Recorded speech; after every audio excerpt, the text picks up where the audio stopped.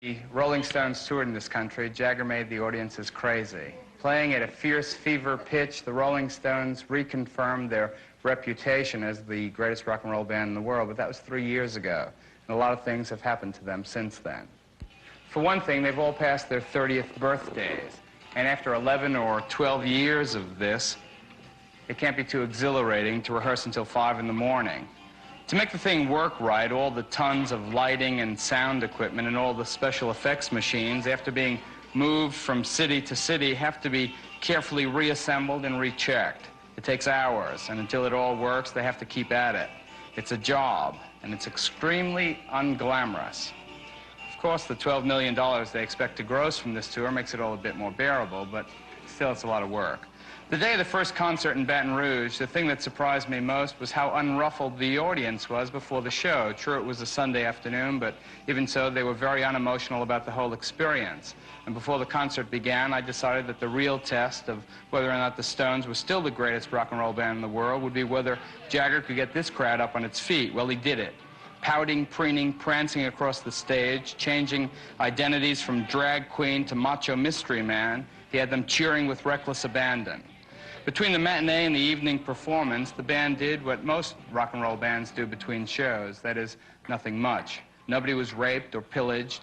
If anybody was shooting dope, I didn't see it. And actually, the most scandalous event was Bill Wyman beating me 21-10 at ping pong. You really you gave them their money's worth. It was, this was a very clean-cut audience, and I said that to myself, if you had them up on their chair tops dancing and clapping their hands, then the magic, and I know you don't use that expression, but it was still just as hot as ever, and it was there.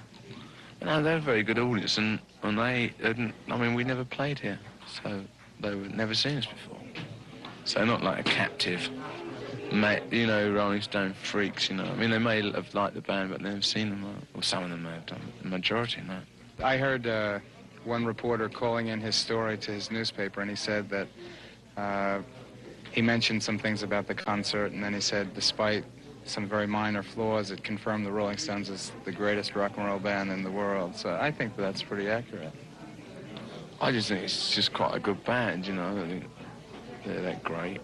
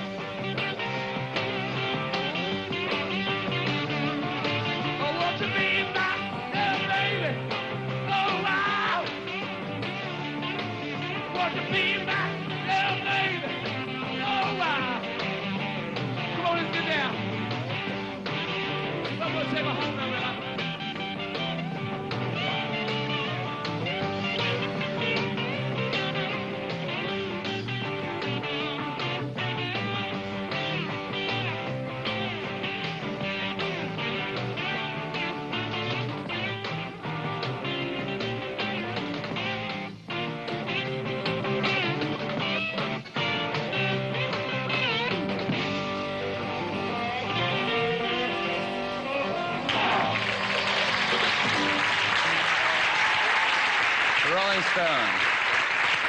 I just have to show you something. I never believed that there was a generation gap, but Kenny Whalen, who's